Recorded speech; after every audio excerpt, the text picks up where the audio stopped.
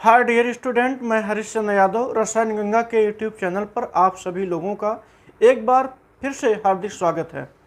तो पिछले वाले क्लास में हम लोगों ने कॉलिगेटिव प्रॉपर्टी के क्रम में वाष्पदाब में आपेक्षिक अवनमन, हिमांक में अवनमन, क्वथनांक में उन्नयन, इन सभी बिंदुओं पर अच्छे से चर्चा कर ली है। आज इसी के क्रम में हम लोग पढ़ने वाले हैं ऑस्मोसिस प्रेशर। यहाँ दिया गया है प्रासरण दाब, और ये कॉलिगेटिव प्रॉपर्टी का लास्ट पार्ट है। ऑस्मोसिस प्रेशर हमें आज देखना है क्या होता ऑस्मोसिस प्रेशर, क्या इसकी उपयोगिता है, कैसे हम जानेंगे कि इसमें ऑस्मोसिस की फिनोमिनन पाई जा रही है। तो चलिए शुरू करते हैं ऑस्मोसिस। लेकिन उससे पहले हम आपको बता दें कि कंप्लीट जानकारी के लिए आप लोग इस वीडियो को शुरू से लेकर के अंत तक ज़रूर देखिए, और यदि मेरे चैनल पर आप नए हैं इस चैनल को सब्सक्राइब भी करिए, साथ साथ बेल आइकन को दबाते हुए और लोगों को भी शेयर करिए ताकि वो लोग भी अच्छी तरह से अपनी पढ़ाई कर सकें। चलिए, बस केवल इतना ही हमको कहना था। अब चलते हैं अपने क्लास की तरफ। क्लास में आज आपको ऑस्मोसिस प्रेशर देखना है।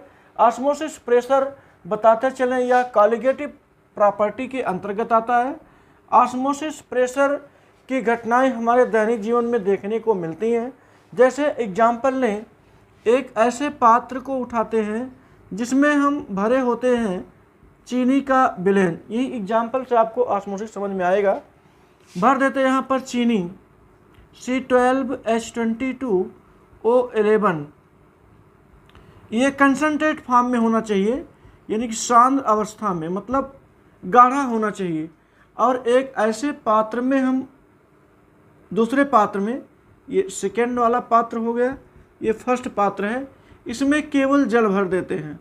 जल का मतलब विलायक हो गया ये, और जल होगा तो ये सॉल्वेंट होगा, और इसको आप तनु भी बोल सकते हैं। जब कोई पदार्थ, विलेय पदार्थ कम मात्रा में डाल दिया जाए किसी विलायक में, अथवा न ही डाला जाए, तो वो अवस्था विलयन की तनु अवस्था कहलाती है। चलिए, अब करना क्या है, एक स्टेप ये हो गया। दूसरा स्टेप ये है, इसमें आपको किशमिश डालनी है। वो भी किशमिश कैसी होनी चाहिए, सूखी किशमिश। ध्यान दीजिएगा, जब इसके अंदर किसी सूखी किशमिश को डालते हैं तो हमें पता क्या चलता है कि किशमिश और सूख जाती है जब हम चीनी के सांद्र विलयन में डालते हैं। लेकिन जब हम पानी में डालते हैं तो वही सूखी किशमिश फूल जाती है, यानी उसके आकार में वृद्धि हो जाती है। तब हमें इस बात को समझना चाहिए वह रीजन कौन सा है। वह रीजन प्रासरण की घटना है। प्रासरण के कारण ही किशमिश यहाँ सूख जा रही है और किशमिश यहाँ पर फूल जा रही है, दूसरे में जहाँ पर पानी में भरा है। अब समझिए कैसे कैसे ये क्रिया हुआ होगा। हम जानते हैं जो भी किशमिश है, जिस भी फार्म में पाया गया, ये किशमिश का जो बाहरी लेयर होता है, बाहरी परत, यह परत किसी विशेष झिल्ली से बना होता है, और उस विशेष झिल्ली को हम बताते चलें, वह विशेष झिल्ली प्रासरण झिल्ली होती है। उस झिल्ली को आप अर्धपारगम्य झिल्ली भी कहते हैं। अर्धपारगम्य झिल्ली एक ऐसी झिल्ली होती है जिससे विलयन के सभी घटक पार करके नहीं जाते हैं, केवल विलायक के कण ही इस झिल्ली को पार करके अंदर जाते हैं। तो चलिए समझते हैं। क्योंकि सांद्र विलयन एक ऐसा विलयन होता है जिसमें विलेय पदार्थ की मात्रा रहेगी तो कम, लेकिन इतना भी कम नहीं रहेगी कि फीकी हो जाए। कंसंट्रेशन यानी कि सांद्र का मतलब गाढ़ापन, गाढ़ा होगा। चीनी की मात्रा कुछ अधिक ही होगी ताकि उसमें गाढ़ापन आ जाए, ये गाढ़ा सॉल्यूशन तैयार होगा। तो यहाँ से विलायक के कण, यहाँ से विलायक के जो कण होते हैं वो अर्धपारगम्य झिल्ली को पार करके ये जो किशमिश के अंदर भरा हुआ विलयन है उसके अंदर प्रवेश नहीं कर पाता है। क्यों? क्योंकि ये विलयन जो होता है वो गाढ़ा होता है। गाढ़े विलयन से कुछ भी किशमिश के अंदर प्रवेश नहीं कर पाता है, जबकि किशमिश के अंदर जो उपस्थित विलयन होता है वो इसकी अपेक्षा तनु होता है। ज़्यादा मीठा किशमिश नहीं होगा, ज़्यादा मीठा ये आपका सांद्र विलयन, चीनी का विलयन होगा। ये हमें दशा भी वही बनाना है कि एकदम गाढ़ा करके रखना है, मतलब ऐसा करना है कि चीनी के अंदर मिठास ज़्यादा आ जाए अपेक्षाकृत किशमिश की। तो किशमिश अब इस दशा में तन हो जाता है। किशमिश के अंदर जो भी सॉल्यूशन है, मीठा सॉल्यूशन भरा गया है, वो फीका होता, ऐसे कर लेते हैं, वो जो मिठास होता है उसका फीका होता है। यानी मान चलिए कि शुगर पेशेंट वाले जो चाय पीते हैं, ऐसी चाय फीकी चाय होती, चाय तो रहेगी लेकिन वह फीकी चाय रहती, बस वही वो डाइल्यूट फॉर्म में होता है। तो यहाँ से जो विलेय और विलायक दोनों उपस्थित होंगे, यहाँ से विलायक के कण निकल करके चले आते हैं सांद्र विलयन में। मतलब जो किशमिश सूखी थी उसमें से भी कुछ अणु बाहर निकल करके विलयन में चले जाते हैं। तो जब किशमिश के अंदर से कुछ अणु निकल करके बाहर चले जाते हैं तो यह घटना प्रासरण कहलाएगी। और उसके लिए किशमिश के बाहरी जो झिल्ली लगी हुई है वो अर्धपारगम्य झिल्ली का कार्य करती है। यानी अब समझ में आया कि जब किसी तनु विलयन से विलायक के कण किसी सांद्र विलयन की ओर गमन करते हों तो यह क्रिया ऑस्मोसिस कहलाती है, प्रासरण की घटना कहलाती है। अब वहीं नज़रिया थोड़ा सा बदलिए, जब हम सूखी किशमिश को हम पानी के अंदर डाल देते हैं तो होता क्या, ये पानी के जो अणु होते हैं वो किशमिश के अंदर प्रवेश कर जाते हैं। पानी के अणु किशमिश के अंदर प्रवेश कर जाएंगे और जब इसके अंदर प्रवेश करेंगे तो किशमिश का आकार बड़ा हो जाएगा।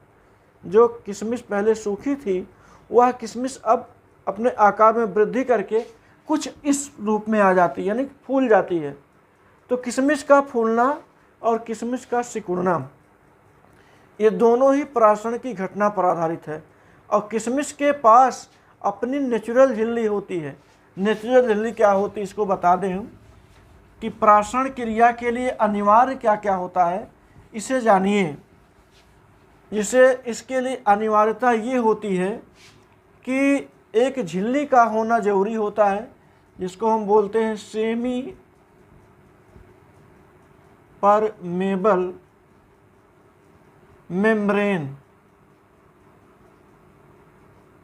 Semi permeable membrane, semi permeable membrane का मीन ये हुआ कि ऐसी झिल्ली जिससे होकर के केवल विलायक के कण ही दूसरी तरफ निकल सकते हों, ऐसे झिल्ली को सेमी परमेबल मेम्ब्रेन कहा जाता है।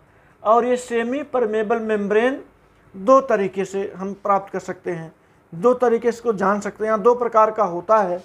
जैसे एक है नेचुरल, अभी हमने नेचुरल का नाम लिया था, एक है नेचुरल सेमी परमेबल मेम्ब्रेन और दूसरा होता है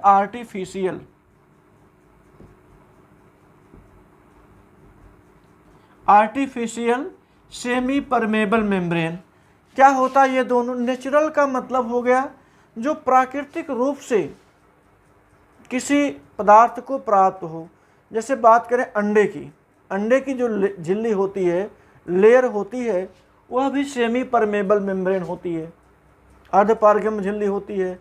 किशमिश में झिल्ली भी प्राकृतिक होती है, उसे भी हम लोग लगाने नहीं जाते हैं, ये प्रकृति की देन है। तो किशमिश की झिल्ली, गॉट ब्लैडर जिसको कहते हैं बकरे का आशय, ये भी एक प्राकृतिक झिल्ली है। अगर हम बात करें आर्टिफिशियल झिल्ली क्या होती है, आर्टिफिशियल सेमी परमेबल मेम्ब्रेन, तो ये मेम्ब्रेन ये मानव निर्मित है, इसको तैयार किया गया होता है। जैसे जब कहीं पर डायलिसिस क्रिया करानी होती है, किसी का वृक्क काम नहीं करता हो, डायलिसिस क्रिया की ज़रूरत होती हो, तो वहाँ पर हम आर्टिफिशियल ही बनाएंगे। तो आर्टिफिशियल में जैसे एग्जाम्पल है कैल्शियम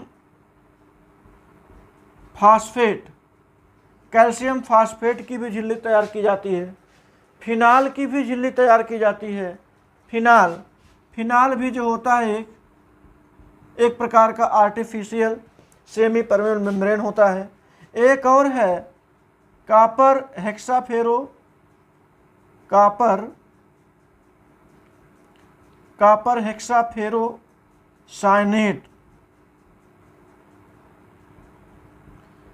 हेक्साफेरोसाइनेट, यह भी जो होती है झिल्ली, यह भी एक प्रकार की आर्टिफिशियल झिल्ली है।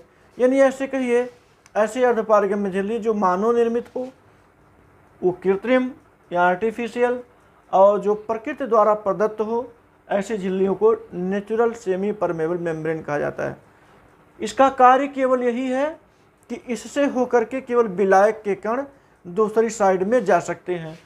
यानी ऑस्मोसिस क्रिया के लिए सेमी परमेबल मेम्ब्रेन का होना अनिवार्य होता है। अच्छा, दूसरी सबसे बड़ी बात ये होती है कि ऑस्मोसिस की क्रिया में तनुविलेन से, यहाँ लिख देते हैं हम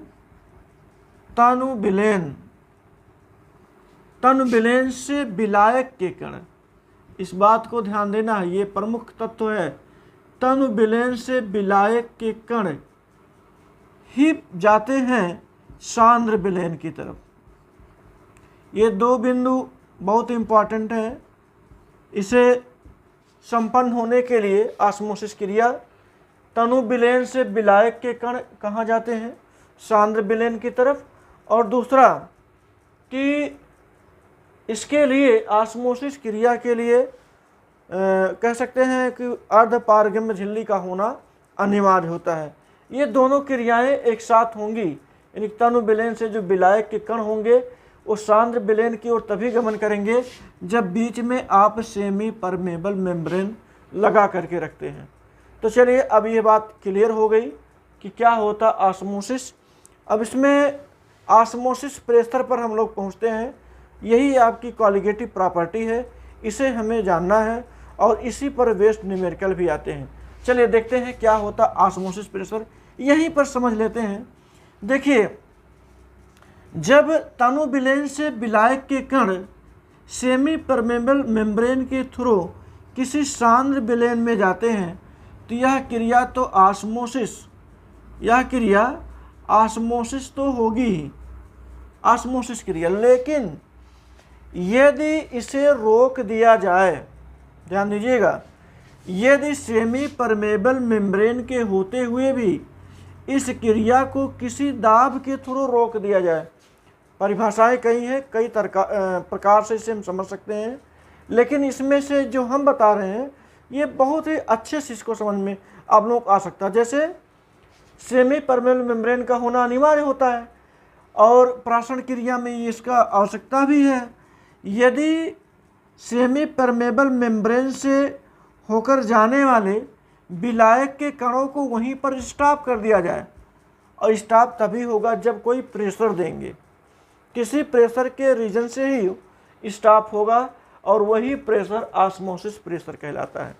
ये बात हो गई कि, और दूसरी बात, यदि मान लीजिए प्राशन की घटना संपन्न हो गई, प्राशन की घटना संपन्न हो गई, अब आप विपरीत क्रिया करवाना चाह रहे हो, विपरीत क्रिया कराने के लिए आपको अतिरिक्त दबाव देना पड़ेगा, और जब अतिरिक्त दबाव देंगे तो वह दबाव जो है वो ऑस्मोसिस प्रेशर कहलाएगा।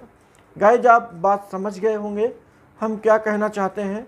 हमारे कहने का केवल मतलब इतना है कि ऑस्मोसिस क्रिया को रोकने के लिए दिया गया अतिरिक्त प्रेशर ही कहलाता है ऑस्मोसिस प्रेशर, प्राशन दाब कहलाता है। अब इसी प्राशन दाब के संबंध में एक रसायनज्ञ थे जिनका नाम था वान ठाप। वान ठाप ने इस पर दाब नियम भी लगा दिया। वो कैसे लगाया जरा समझेंगे। ऑस्मोसिस प्रेशर के कुछ रूल्स हैं, और कौन कौन से रूल्स हैं समझेंगे। कि जब विलेन तनु अवस्था में होता है तो एक रसायनक जिनका अभी हमने नाम लिया वान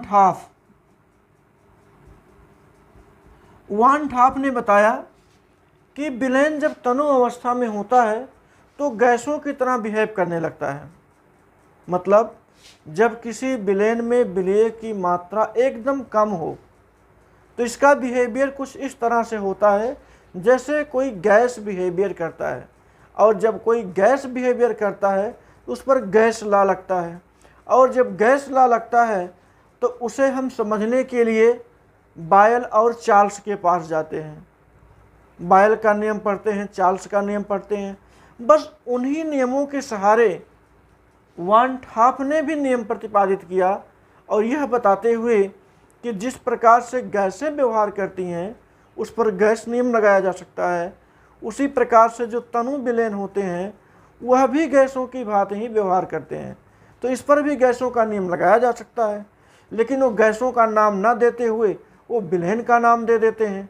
और जब विलेन का नाम देते हैं तो वांट हाफ बायल और चार्ल्स के साथ जुड़ करके एक समीकरण तैयार करते हैं जिसका नाम देते हैं बायल चार्ल्स वांट हाफ समीकरण। यानी इन दोनों के नामों के साथ जुड़ करके अपना नाम जोड़ते हुए बायल चार्ल्स वांट हाफ समीकरण देते हैं। जैसा कि आप जानते हैं कि जो गैस समीकरण होता है PV = nRT होता है, इसे आप अच्छी तरह से जानते हैं। P मतलब वो गैसों का दाब था, V मतलब वो गैसों का आयतन था, N का मतलब वो गैसों का मोल था, यहाँ पर R का मतलब वो नियतांक था, और टेम्परेचर है T जो दिया गया ताप होता था। अब इसी पर इन्होंने एक आधार बना करके जब कोई तनु विलेन गैसों की तरह बिहेवियर करता है तब देखते हैं ये कैसे नियम का प्रतिपादन करते हैं, समीकरण का कैसे प्रतिपादन करते हैं। चलिए देखते हैं।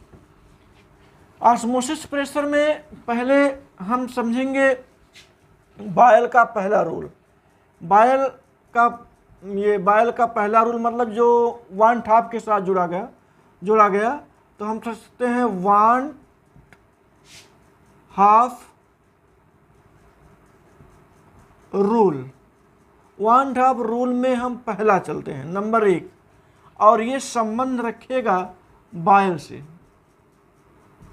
ध्यान दीजिएगा, यह बायल से संबंध रखेगा। तो बायल ने पहले जो बात बताई थी हम उसको जानते हैं। बायल ने बताया था यदि टेम्परेचर को कांस्टेंट कर दिया जाए, टेम्परेचर को स्थिर कर दिया जाए तो दाब बढ़ाने पर गैसों के आयतन में कमी आती है। अच्छा, जब गैसों के आयतन में कमी आती है तो P व्युत्क्रमानुपाती भी, ऐसे कर सकते हैं। दाब देने पर आयतन में कमी आती है। बस वांट हाफ ने वही किया कि जब गैसों को दबाव देने पर आयतन में कमी आती है तो तनु विलेन को भी दबाव देने पर उसके आयतन में कमी आएगी। तो होगा क्या, P व्युत्क्रमानुपाती भी, और यह जो रूल रहा ये वांट हाफ का भी रूल रहा। और देखिए बिल्कुल बायल से ये मैच कर रहा है। यहाँ पर भी तनु विलेन का आयतन होगा, P मतलब वो गैस का प्रेशर था, यहाँ पर तनु विलेन में विलेय पदार्थ का प्रेशर हो जाएगा। फिर चलते हैं आगे। दूसरा हम समझने के लिए लेंगे चार्ल्स के नियम के अनुसार क्या बताया गया, यदि कंसंट्रेशन को स्थिर कर दिया जाए, सांद्रता को स्थिर कर दिया जाए तो दाब देने पर आयतन में वृद्धि होती है। यानी ऐसे कुछ P समानुपाती T, दाब देने पर उसके आयतन में वृद्धि होती है, ये चार्ल्स ने बताया। बस वही वांट हाफ भी उसी में जुड़ करके P समानुपाती T बता दिए। अब ध्यान दीजिएगा, P समानुपाती यहाँ पर V है 1/V और P समानुपाती T। यदि हम इसे समीकरण नंबर 1 माने और इसे समीकरण नंबर 2 माने तो समीकरण 1 और 2 को दोनों को मिला देते हैं तो निकल करके सामने क्या आता है, P समानुपाती का चिन्ह लगाएंगे और ये T/V हो जाएगा, T/V।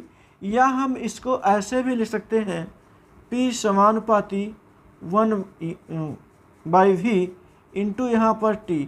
यदि हम N मोल की बात करें, क्योंकि अब बात आती है विलेन की, विलेन में विलेय पदार्थ होंगे। यदि विलेय पदार्थ का मोल 1 हो, यहाँ लिख देते हैं, यदि विलेय पदार्थ N मोल हो तो ऐसी दशा में आप कह सकते हैं P समानुपाती N/V, N होगा इंटू यहाँ पर T, और यहाँ पर N/V का मतलब मोलारता भी होता है, ये मोल प्रति लीटर, V का मतलब आयतन होता है, मोल प्रति लीटर हो जाएगा। अच्छा, इसके स्थान पर समानुपात के स्थान पर हम P = इसके स्थान पर हम R लिख सकते हैं, C हो गया, और इसके स्थान पर R करेंगे तो CRT, P = CRT।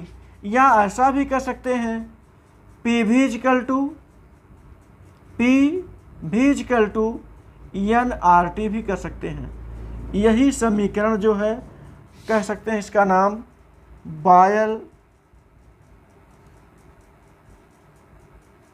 Charles want half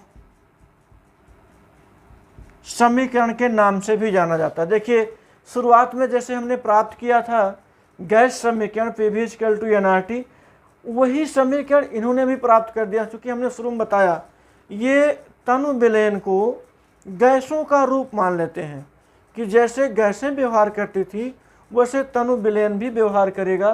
तो देखिए शुरू में वांट हाफ रूल में बायल के साथ कैसे जोड़ा गया, P समानुपाती व्युत्क्रमानुपाती 1/v, तो दाब देने पर आयतन में कमी होती है। फिर दूसरा बताया गया चार्ल्स के अनुसार। अब इसमें चार्ल्स जो थे ये गैस के नियम में थे, अब यहाँ पर वांट हाफ के सामने रखेंगे तो हम इसमें कांस्टेंट मानेंगे। हम लिख देते हैं इसमें कांस्टेंट होगा कंसंट्रेशन, इसमें जो सांद्रता होगी वह स्थिर हो जाएगी। यहाँ पर कांस्टेंट कौन आया है, यहाँ पर कांस्टेंट जो है वो टेम्परेचर आया हुआ है। यहाँ पर ताप को स्थिर रख दिए और यहाँ पर कंसंट्रेशन को स्थिर रख दिए। स्थिर रख करके P समानुपाती T दे दिए।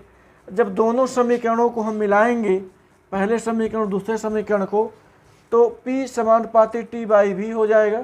और T/v को इस फॉर्म में भी लिख सकते हैं P समानुपाती 1/v इंटू T।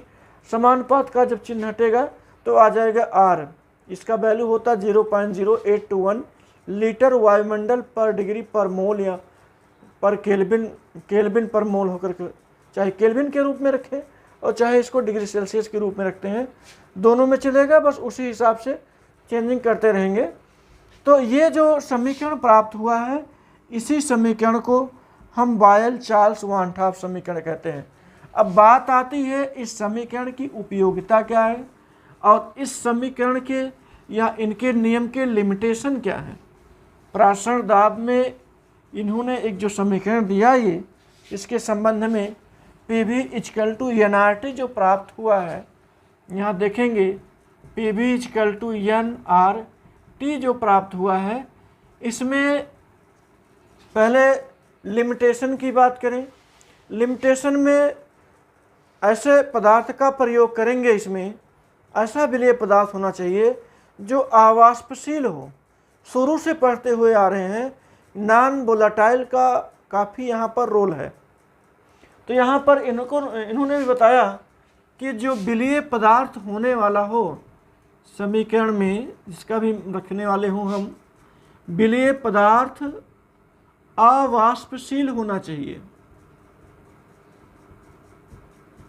विलेय पदार्थ कैसा होना चाहिए, अवाष्पशील। और दूसरा यह जो विलयन बन कर के सामने आए वो तनु विलयन ही होना चाहिए। यानी कि ये दो उनके लिमिटेशन है, अवाष्पशील विलेय पदार्थों के लागू होता है और तनु विलयनों पर लागू होता है। समीकरण को एक नए फॉर्म में रखें तब उपयोगिता समझ में आएगी। P V equal to N का मतलब होता है W/m, पदार्थ का भार बटे अणुभार, और ये RT। इस प्रकार से विलेय पदार्थ के हम अणुभार को भी इस समीकरण की सहायता से ज्ञात कर सकते हैं। चलिए एक सवाल हम इस पर हल करते हैं, एक न्यूमेरिकल। क्योंकि अभी न्यूमेरिकल आपको क्वथनांक में, उन्नयन हिमांक में अवनमन पढ़ना है, लेकिन आज हम सोच रहे हैं कम से कम 2 एग्जाम्पल इस P V equal to N R T पर बेस्ड जरूर करवा दिया जाए। चलिए देखते हैं, एक क्वेश्चन लेते हुए समझ में भी आ जाएगा आज का ये न्यूमेरिकल प्रासरण के संबंध में।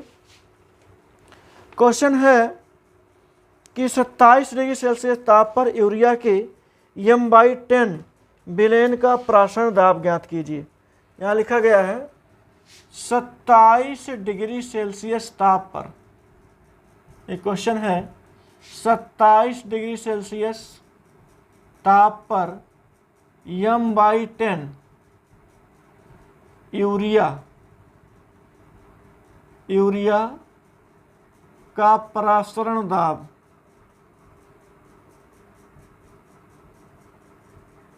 प्रासरण दाब ज्ञात कीजिए, हम ऐसे लिख देते हैं 27 डिग्री सेल्सियस ताप पर यूरिया का प्रासरण दाब। अब यहाँ पर आप समीकरण लगाएंगे बायल चार्ल्स वानठाफ का, जिसमें आपको मिला है PV = nRT। जो दिया गया पहले हम उसे लिखेंगे। दिया गया है टेम्परेचर, ये दिया गया 27 डिग्री सेल्सियस, इसमें आप 273 जोड़ेंगे तो हो जाएगा 300। क्यों 273 जोड़ते हैं? 273 जोड़ने से डिग्री सेल्सियस केल्विन में कन्वर्ट होता है, इसे केल्विन में कन्वर्ट करना है। उसके बाद यहाँ मोलरता दिया गया है, जो ये मोलरता दिया गया है 1/10 है, यानी 0.1 दे दिया गया ये। और यूरिया का प्रासरण दाब P = जो है वो क्वेश्चन मार्क है। और यहाँ पर प्रासरण दाब ही केवल ज्ञात करना है। सूत्र हम लिखें, सूत्र में आपको मिलता है PV = nRT, PV = nRT, और R का वैल्यू हम लिख देते हैं, ये फिक्स होता है, R बराबर 0.0821 लीटर वायुमंडल केल्विन प्रति मोल, इस प्रकार से इसका होगा। अब देखिए यहाँ आप P ज्ञात करना है, P निकाल लेंगे, V नहीं मालूम है, N नहीं मालूम है, R मालूम है और T भी हमें मालूम है। तो देखिए इसे इस रूप में भी लिख सकते हैं, P = n/v और ये RT, और n/v को हम P = CRT भी कहते हैं। और जो ये C होता है ये P = इसे m भी लिख सकते हैं, mRT। m का मतलब होता है मोलरता, m का मतलब होता है मोलरता। अब क्लियर हो गया, जो m का मान है वही मोलरता है, और मोलरता को आपने 0.1 लिखा है। अब क्लियर हो गया, P = m के स्थान पर 0.1 लिखेंगे, R के स्थान पर 0.0821 लिखेंगे, T के स्थान पर आप 300 लिख देंगे। बस इतना लिखने के बाद जो प्रेशर आएगा वो वायुमंडल में आएगा। कैसे करेंगे देखो ध्यान से। 3 से पहले इसमें गुणा करेंगे तो हो जाएगा 3 × 1 = 3, 3 दूनी 6, 3 × 8 = 24, सॉरी हमने 8 लिख दिया, 3 × 8 = 24, और ये हो जाएगा 2, और बाकी तो शून्य हो जाएगा। इसमें 1 से भी गुणा करेंगे, और ये डबल 0 पहले बढ़ा देते, 1 से गुणा करेंगे, बात वही होगी। यहाँ पर आपको 1 2 3 4 5 अंक के बाद दशमलव लगाना है, 1 2 3 4 5 अंक के बाद दशमलव लगाने, मतलब यहाँ पर 2.46 यह ATM, ये इसका जो है प्रासरण दाब होगा। P = 2.463 ATM इसका प्रासरण दाब होगा। देखिए इसमें कितनी बातों को छिपा दिया गया मोलरता को दिखाते हुए। यदि आपको इतनी जानकारी ना हो तो शायद ये क्वेश्चन नहीं हल कर पाएंगे। इसके लिए आप मोलरता जाने, पहले n जाने, n के बाद n/v के रूप में लाए, और n/v जो है C कहलाता है। C के कहलाने के बाद हमने देखा कि C एक मोलरता भी हो सकता है, जिसको हम m कहते हैं, और m का मान आपको दिया गया। यानी यहाँ n और v दोनों के मान को डाइजेस्ट करा दिया गया। वो डाइजेस्ट करा करके मोलरता के फॉर्म में दे दिया गया, और मोलरता के स्थान पर 0.1 का वैल्यू रखेंगे, और आपस में सभी का गुणा जब कर देंगे तो 2.46 इसका आ जाएगा प्रेशर। चलिए देखते रहिए, और एक क्वेश्चन हम और करा दें, फिर आज का क्लास यहीं पर कंप्लीट कर दें। फिर जब नए दिन नए क्लास को लेंगे तो उसमें जो भी कॉलिगेटिव प्रॉपर्टीज के क्वथनांक में उन्नयन, हिमांक में उन्नमन, वास्तव में अपेक्षिक उन्नमन, इस पर आधारित न्यूमेरिकल को कराया जाएगा। एक क्वेश्चन और सॉल्व करा देते हैं, और एक क्वेश्चन क्या रहेगा इसे देख लेते हैं। क्वेश्चन लेते हैं कि 24 डिग्री सेल्सियस, हाँ चलिए लिख देते हैं।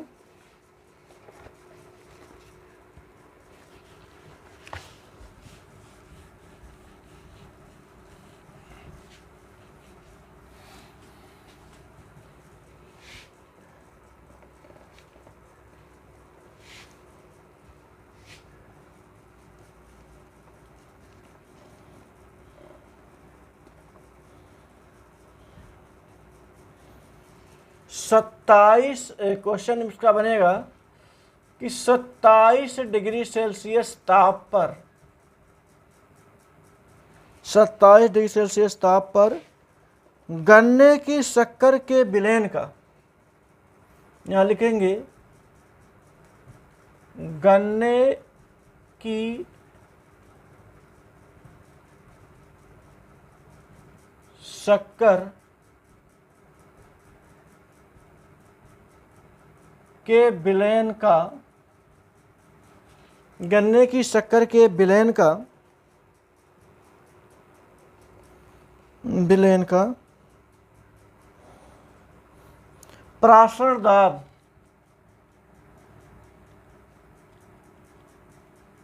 प्राशर दाब 2.5 वायुमंडल है, 2.5 ATM लिख देते हैं, 2.5 ATM है। कह रहा है विलयन का सांद्रण मोल प्रति लीटर में ज्ञात कीजिए। देखिए कह रहा है विलयन का सांद्रण मोल प्रति लीटर, मोल प्रति लीटर में ज्ञात कीजिए। चलिए देखते हैं मोल प्रति लीटर में इसकी सांद्रता कैसे निकालेंगे। पहले जो हमें दिया गया है उसे हम नोट करें। देखते हैं टेम्परेचर दिया गया है 27 डिग्री सेल्सियस, इसमें आप जोड़ेंगे 273, ये हो जाएगा 300 केल्विन, ये पहली बात हो गई। और क्या दिया गया है 27 डिग्री सेल्सियस ताप पर गन्ने के शक्कर के विलयन का प्राशर दाब। देखिए प्राशर दाब दे दिया गया P = 2.5 ATM, इसका जो प्राशर दाब है 2.5 है। विलयन का सांद्रण आपको यहाँ पर C निकालना है, C = क्वेश्चन मार्क। चलिए फार्मूले पर चलते हैं। इसका जो फार्मूला है, फार्मूला ये है PV = nRT, और अभी आपने लिखा था P = N/V, और लिखा था आपने RT, और N/V को आपने एक नए फॉर्म में लिखा था मोलरता के फॉर्म में mRT, और आपको ज्ञात करना यही मोलरता ज्ञात करना है। तो P के स्थान पर रखेंगे कितना 2.5 = ये m हो जाएगा, R के स्थान पर 0.0821, और टेम्परेचर यहाँ आपको दिया गया है 300 केल्विन, 300 केल्विन दे दिया गया। अब ध्यान दीजिए यहाँ पर इसे 60 करते हैं। देखिए ये 25/10 हो सकता है, बिल्कुल आसान सा सॉल्यूशन देंगे आपको। m × ये आप इसको 82 कर सकते हैं, और 3 अंक के बाद दशमलव है, आप 3 जीरो नीचे बढ़ा दीजिए, और यहाँ पर 300। अब यहाँ पर देख रहे हैं 1 0 ये और 1 0 ये कैंसिल हो जाएगा, और 2 0 ये और 2 0 ये कैंसिल हो जाएगा। क्लियर हुआ ये। अब आप करेंगे क्या कि सारी चीज़ें तो कैंसिल हो गई हैं, ये तो 25 बराबर m गुणे ये 3 दूनी 6 और 8 त्रिक 24, 246। अब m बराबर जो आ जाएगा 25/246, यही आएगा इसका आंसर मोल प्रति लीटर में। यदि इसे आप सॉल्व करना चाहें, इसको और शॉर्ट करना चाहें तो शॉर्ट कर सकते हैं। 25 को आप 246 से भाग दे सकते हैं, 25 को 246 से भाग देंगे तो आ जाएगा ये 0.10 मोल प्रति लीटर, मोल प्रति लीटर आ जाएगा। तो चलिए एक बार पुनः देख लें कि क्या था इसमें। 27 डिग्री सेल्सियस आपने टेम्परेचर लिया, दिया गया 27 डिग्री सेल्सियस ताप पर गन्ने का शक्कर का मतलब हो गया वह C12 H22O11 है, लेकिन इसका उपयोग हमने कहीं नहीं किया, ना तो इसके अणुभार का कहीं उपयोग किया, और भार तो पहले से नहीं दिया गया, कोई मतलब ही नहीं, क्योंकि हमें ज्ञात करना है सांद्रता C ज्ञात करना था, अर्थात यम को ज्ञात करना था। C कहिए चाहे यम कहिए, वो दोनों ही मोल पर लीटर में सांद्रता मानी जाती है। तो PV = nRT, n भी करेंगे बराबर यम हो जाता है। P के स्थान पर आप 2.5 और T के स्थान पर 300 केल्विन रखेंगे, और C आपको ज्ञात करना है, C ज्ञात करना है, या हम इसको M भी कह सकते हैं, मोलरता भी ज्ञात कर सकते हैं। तो ज्ञात करके हमें 0.10 मोल प्रति लीटर सांद्रता हमें प्राप्त हो जाता है। तो इस प्रकार से आज का सेशन यहीं पर क्लोज किया जाता है। आप लोग खूब अच्छे से पढ़ाई करिए, और जितनी मेहनत हो सके उतनी ही मेहनत करके आप अच्छे से पढ़ाई करिए, और जो इस क्रम में जो बचा हुआ हिस्सा है हम उसको आने वाले वीडियो में ज़रूर देंगे। सारे न्यूमेरिकल्स कराए जाएंगे, आपको इस चैनल पर बहुत सुविधाएं दी जाएंगी, जिन्हें मतलब न्यूमेरिकल को अधिक से अधिक सॉल्व कराया जाएगा, ताकि बोर्ड परीक्षा में या किसी परीक्षा में आपको न्यूमेरिकल कभी परेशान ना कर सके। तो आप लोग पढ़ते रहिए, स्वस्थ रहिए, व्यस्त रहिए, बिल्कुल मस्त रहिए, और मस्ती के साथ इस चैनल पर पढ़ते रहिए। और इस प्रकार से आज का सेशन ही क्लोज किया जाता है। तो थैंक यू सो मच। जय हिंद, जय भारत।